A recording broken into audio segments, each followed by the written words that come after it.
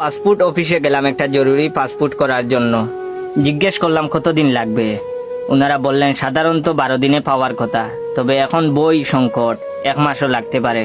মন খারাপ করে বাইরে চলে এলাম।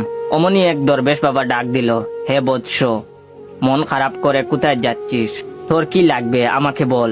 বললাম বাবা আমার জরুরি পাসপোর্ট দরকার, কিন্তু উনারা বলছে 1 মাসও লাগতে পারে।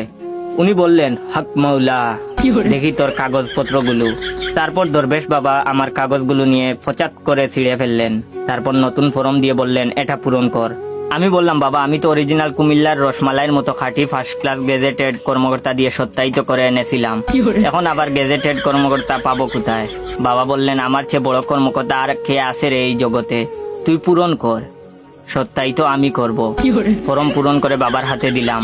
বাবা বললেন হাদিয়া দিয়ে ছবি তুলে তুই জাগা, ঠিক 4 দিন পর তোকে স্বপ্নে কল দেব, এসে বই নিয়ে যাবি। আমি বললাম বলেন কি বাবা, মাত্র 4 দিন, এ কি করে সম্ভব? সত্যি করে বলেন বাবা, আপনি মানুষ নাকি জীবন্ত অলি?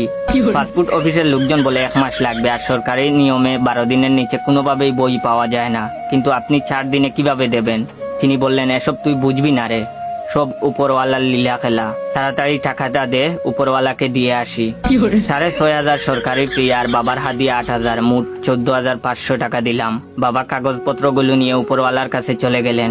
এই টাকার বাঘ বাবা একা নেবেন না, বাঘ পাবেন বাবা, তার বাবা পর্যন্ত। বাবাকে জিজ্ঞেস করেছিলাম পুলিশ বাড়িতে যাবে না ভেরিফিকেশন করতে? বাবা বললেন তুই তো বেরি বুকা লুকরে, পুলিশের 2 চোখ 2টা খচখচে নোট দিয়ে চাপ দিয়ে একটা ফু দেব, অমনি তোর বাড়িঘর স্বপ্নে ভেরিফিকেশন করে ফেলবে। সব উপরওয়ালার লীলা খেলারে, হক মৌলা। ঠিক 4 ওয়ার্কিং ডে এরপর আজকে বাবা কল দিলেন, আয় বৎস পাসপোর্ট নিয়ে যা।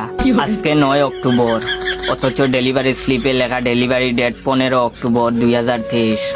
সত্যি দরবেশ বাবার হেকমত বড় করা।